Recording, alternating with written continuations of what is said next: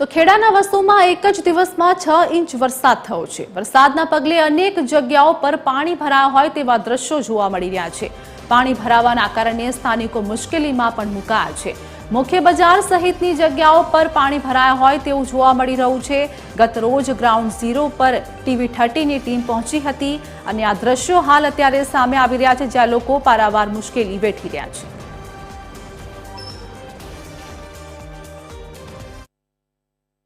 ખેડા જિલ્લામાં છેલ્લા 12 કલાકમાં પડેલા ભારે વરસાદને પગલે અનેક વિસ્તારોમાં પાણી ભરાવાના દ્રશ્યો સામે આવ્યા છે। ખેડામાં આવેલા વસોના આપણે સૌથી પહેલા દ્રશ્યો બતાવીશું કે જ્યાં અમુક વિસ્તારો છે કે જ્યાં સૌથી વધુ પાણી ભરાયા હોય। એમાં આજે મુખ્ય બજાર રોડ છે જે 2 થી 2.5 ફૂટ સુધી પાણીમાં ગરકાવ થઈ ગયો છે અને જેના કારણે ગ્રામજનોને બજારમાં આવવા જવામાં તકલીફ થતી હોય, સાથે સ્થાનિક જે વેપારીઓ છે તેમની પણ મુશ્કેલીઓ વધી છે।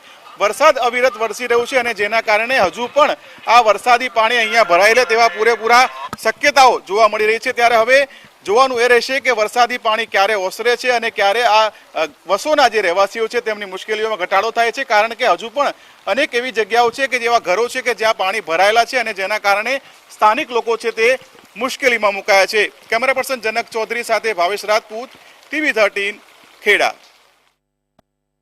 વસો ખેડાના દ્રશ્યો છે જ્યાં વરસાદી પાણી ભરાઈ ગયા છે, દુકાનોમાં પણ પાણી ઘૂસી ગયા છે અને લોકોને હાલાકી વેઠવાનો વારો આવ્યો છે। ખેડા જિલ્લામાં પડેલા ભારે વરસાદને પગલે અનેક જગ્યાઓ પર વરસાદી પાણી ભરાયા છે। ખેડાના વસોમાં આવેલા મુખ્ય બજારો જે પ્રકારે પાણીમાં ગરકાવ થઈ ગયા હોય તે પ્રકારના દ્રશ્યો જોવા મળ્યા છે।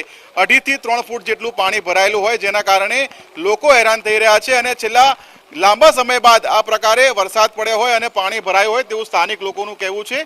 20 વર્ષ બાદ અમુક વિસ્તારો છે કે જ્યાં પાણી ભરાયા હોય ત્યારે તંત્ર દ્વારા પણ હજુ સુધી કોઈ નક્કર કામગીરી કરવામાં ન આવી હોય, જેના કારણે પાણી ન ઓસર્યા હોય તે પ્રકારની વાત સામે આવી છે। અગત્યનું છે કે લોકોની સાથોસાથ જે પશુ પક્ષીઓ છે તે પણ હેરાન થઈ રહ્યા છે, ખાસ કરીને માલધારીઓ પણ હેરાન થઈ રહ્યા છે અને આ જે જગ્યા છે ત્યાંથી આગળ જે રોડ છે ત્યાં તો 3 થી 4 ફૂટ જેટલું પાણી ભરાયેલું હોય તેવી હકીકત સામે આવી છે।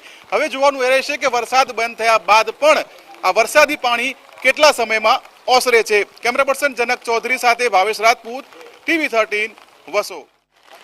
જે પ્રકારે ગુજરાતમાં ભારે વરસાદની આગાહી કરવામાં આવી હતી તે જ પ્રકારે અમદાવાદ અને આસપાસના જિલ્લાઓમાં ભારે વરસાદ વરસી રહ્યો છે। આ દ્રશ્યો છે નડિયાદ નજીક આવેલા વસોના કે જ્યાં ભારે વરસાદને પગલે 9 થી 10 ઇંચ જેટલો વરસાદ પડ્યો અને જેના કારણે વહેલી સવારથી અનેક વિસ્તારો છે જે પાણીમાં ગરકાવ થઈ ગયા છે અને અત્યારે પણ ભારે વરસાદ વરસી રહ્યો છે, જેના કારણે લોકો હેરાન પરેશાન થઈ ચૂક્યા છે અને જે જગ્યાઓ પર પાણી ભરાયા છે ત્યાં લોકોનું રહેવું પણ મુશ્કેલ બની ગયું છે। આ જે દ્રશ્યો છે કે જે ઘરમાં પાણી ઘૂસી ગયા છે અને ત્યાં 1.5 થી 2 ફૂટ પાણી ભરાઈ જવાના કારણે લોકો મુશ્કેલીમાં મુકાયા છે। આપણે કેટલાક સ્થાનિક લોકો સાથે વાતચીત કરીશું। જે પ્રકારે વસોમાં આજે સવારથી વરસાદ પડ્યો છે, કેટલી તકલીફ? અહીં ઘણા વિસ્તારમાં પાણી ઘૂસી ગયા છે। અમારા ઇન્દિરાનગરી વિસ્તાર છે અને પાછળ જે ખારીકુઈ વિસ્તાર છે ત્યાં લગભગ 100-150 ઘર છે, ત્યાં બધે ઘરમાં પાણી ઘૂસી ગયા છે।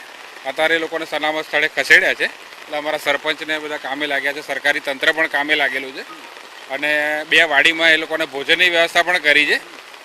એક વિસ્તારમાં ભોજન પતી ગયું છે અને બીજા વિસ્તારમાં અત્યારે ભોજન વેચવાનું ચાલુ છે। કેટલા લોકોને તકલીફ પડી છે? કેટલા લોકોને સલામત સ્થળે લઈ જવામાં આવ્યા છે? લગભગ આ ખારીકુઈના વિસ્તારમાં 500-700 વ્યક્તિ છે અને ઇન્દિરાનગરીમાં 301 વ્યક્તિ છે, એટલે કુલ 1000 વ્યક્તિ આનાથી પ્રભાવિત થયા છે। ભૂતકાળમાં આવો વરસાદ કોઈ દિવસ આવ્યો છે? આવું પાણી ભરાયું છે કોઈ દિવસ? આટલું સાહેબ પાણી કોઈ જગ્યાએ ભર્યું નહીં। અત્યારે ખ્રિસ્તીવાસ, ઇન્દિરાનગરી અને ખારીકુઈ અને લક્ષ્મી સિનેમા આગળ લગભગ 4 ફૂટ પાણી છે। કેટલી તકલીફ પડે? કોઈને ખાવાની તકલીફ છે, કોઈને રહેવાની તકલીફ, ઘરમાં આરામ પાણી જાય છે બધાને। તો જે પ્રકારે સ્થાનિક લોકોનું કહેવું છે કે અલગ અલગ જગ્યાઓ છે જ્યાં પાણી ભરાયેલા છે અને લોકોના સ્થળાંતરની પણ ફરજ પડી છે। કેમેરા પર્સન જનક ચૌધરી સાથે ભાવેશ રાજપૂત, TV13 વસો।